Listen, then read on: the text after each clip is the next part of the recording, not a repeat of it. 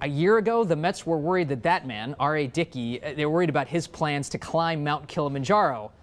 Turns out there's something in the air up there. The Mets starter easily won the 2012 National League Cy Young Award. He's the first knuckleballer ever to do that. In the American League, it was David Price who edged out Justin Verlander. David Price, the Rays starter. But R.A. Dickey's really one of the interesting stories here. And Brian Costa joins us now to discuss the award. Brian, good morning. Good morning. So just a couple facts here for R.A. Dickey. He was in the minors for 14 years. He's missing a ligament in his pitching elbow. He switched to the knuckleball to save his career at one point. It's a great story. Yeah, no, he's, you know, if sports writers wanted to create their own character to, you know, fill their needs for things to write about, you know, they create someone like R.A. Dickey. I mean, he just, you know, to go through what he went through just to get a regular major league job, you know, failing for so long as a conventional pitcher, converting to a knuckleballer, and then to rise to this level is pretty incredible. Now, another interesting thing about both of these players, we should say, is that they have the same agent and that they were raised about 30 miles away from each other, R.A. Dickey and David Price. Both went to college in Tennessee. Dickey went to Tennessee. Price went to Vanderbilt, and they have the same agent. So they actually know each other pretty well, although, you know, as pitchers, they're completely different. I mean, you know, Price has sort of had success from day one. He's this young, you know, hard-throwing left-hander. You know, Dickey had to wait a long time to get here. He throws his knuckleball, you know, 75 to 80 miles an hour. So they're, you know, they're similar and different in different ways. Now, R.A. Dickey in the National League won in a runaway. David Price, the vote was it was a lot closer in the American League. He just barely edged out last year's Cy Young / MVP award winner Justin Verlander. Right. It was just 4 points was the difference. They have a point system based on, you know, if you get 7 points for a first place vote, 4 for second, and so on.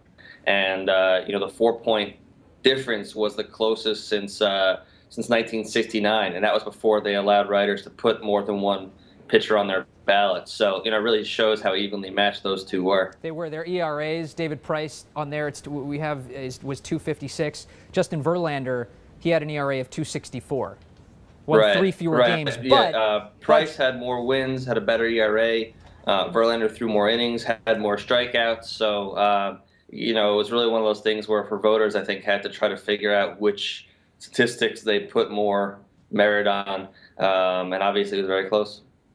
One question about R.A. Dickey. Did the Mets trade him? There's a lot of people that suggest he should. Did the Mets trade him? No.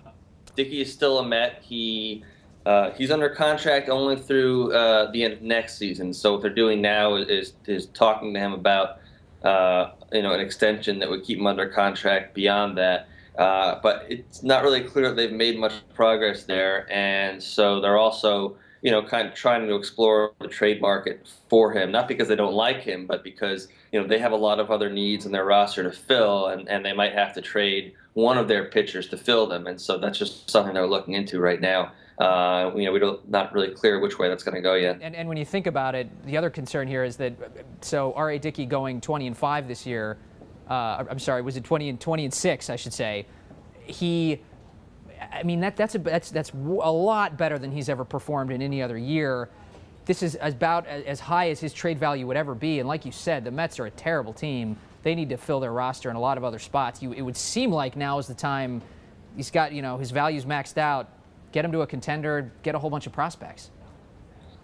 Yeah, I don't know. I mean, with him, you know, it's not just a one-year thing. I mean, he certainly was not at this level the last couple of years, but the last few years he's been very reliable. You know, it's been one of the most consistent pitchers in the National League. And knuckleballers can throw, you know, they kind of last longer in their careers historically because they don't throw as hard and have it broken down as early.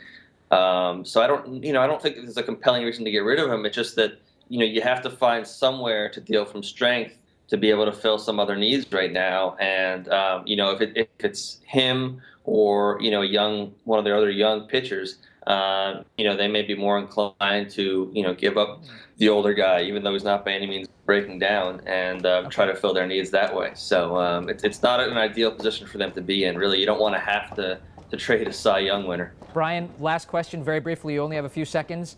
Throwing you a curveball. AL MVP, Miguel Cabrera or Mike Trout? Mike Trout. Awesome. Great answer. Hopefully, it's not going to happen, but we'll talk about why it should happen tomorrow, hopefully. Anyway, Brian, thanks so much for joining us.